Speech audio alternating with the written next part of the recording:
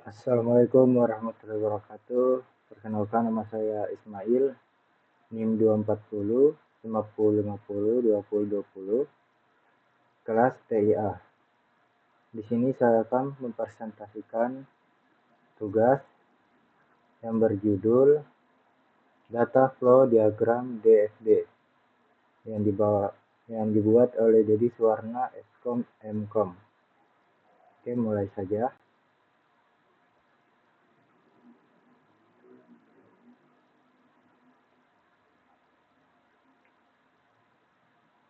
Proses pembuatan aplikasi, metode pengembangan sistem, waterfall, agile, RAD, waterfall, pengumpulan kebutuhan, rancangan sistem, implementasi, testing, perbaikan. Pengertian DFD.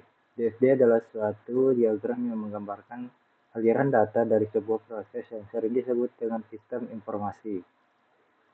Di dalam data flow, diagram juga menyediakan informasi mengenai input dan output dari tiap entitas dan proses itu sendiri.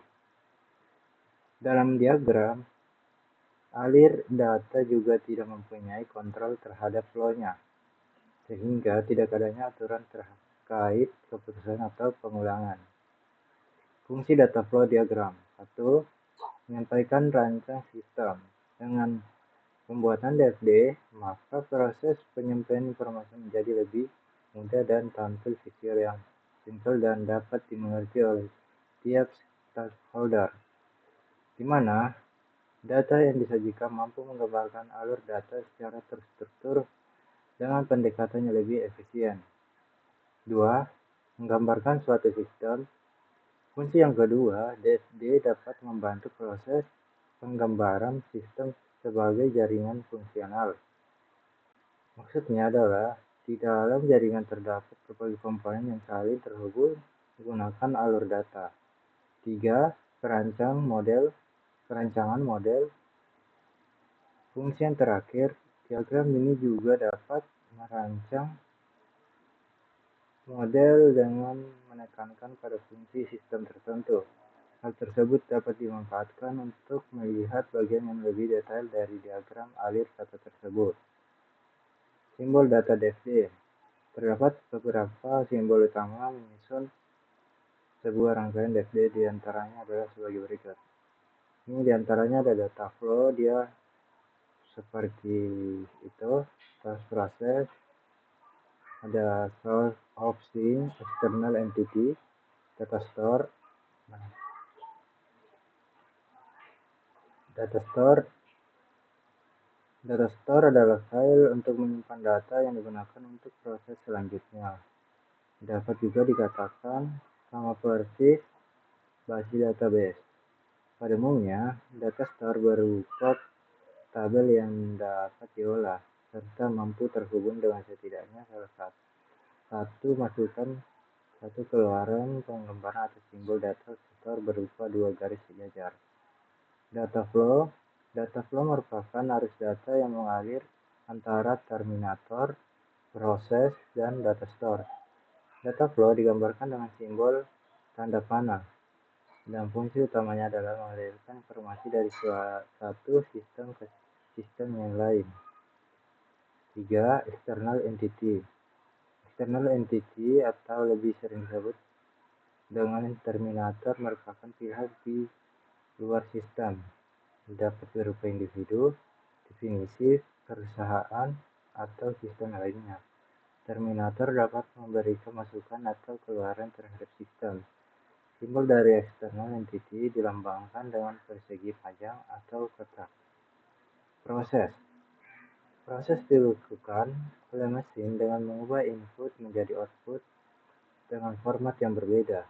Simbol proses digambarkan dalam bentuk lingkaran, oval, atau persegi panjang dengan tambahan sudut bundar. Jenis-jenis DFD. 1. Diagram level 0. Diagram konteks. Diagram konteks atau level 0 merupakan diagram yang tingkatan paling rendah, di mana menggambarkan sistem berinteraksi dengan entitas eksternal. Pada diagram konteks akan diberi nomor untuk setiap proses yang berjalan dimulai dari angka 0 terlebih dahulu. Jadi, untuk setiap aliran data akan langsung diarahkan menuju sistem. Ciri dari diagram level 0 terdapat pada tidak ada informasi yang terkait data yang tersimpan dari data store. 2. Diagram level 1. DFD level 1 merupakan lanjutan dari diagram konteks karena setiap proses yang berjalan akan perinci pada tingkatan ini sehingga proses utama akan dipecah menjadi sub-sub proses yang lebih kecil lagi. 3. Diagram level 2. DFD level 2 merupakan tingkatan lanjut dari level yang sebelumnya, di mana pada fase ini akan dijelaskan lebih detail terhadap tiap prosesnya. Namun, untuk tingkatan ini jarang sekali dikerjakan dan lebih banyak hanya menerapkan 2 level di bawah saja. Cara membuat data flow diagram DFD. 1. Data store harus diproses pertama. Yang perlu Anda perhatikan adalah setiap data yang tersimpan di dalam data store harus diproses lebih lanjut untuk dijadikan sebagai keluaran atau output. 2. Menentukan jumlah input dan output. Kedua, pada setiap DFD setidaknya mempunyai satu inputan dan satu keluaran, karena diagram alir data harus mencantumkan alir sistem dari awal hingga akhir. 3. Hubungan pada data store. Ketiga, setiap data store harus saling terhubung dengan setidaknya satu input dan satu output, agar dapat menyimpan data yang masuk menuju sistem. 4. Letak posisi proses. Aturan terakhir, setiap proses yang telah terjadi pada diagram alir, data harus melalui proses untuk menghasilkan output yang sesuai.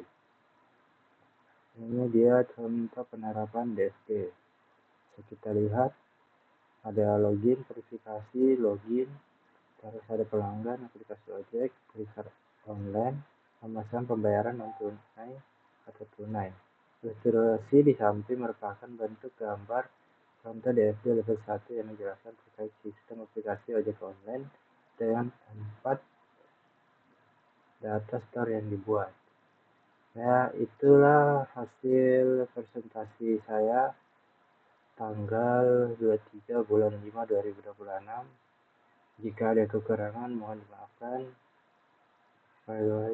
Assalamualaikum warahmatullahi wabarakatuh.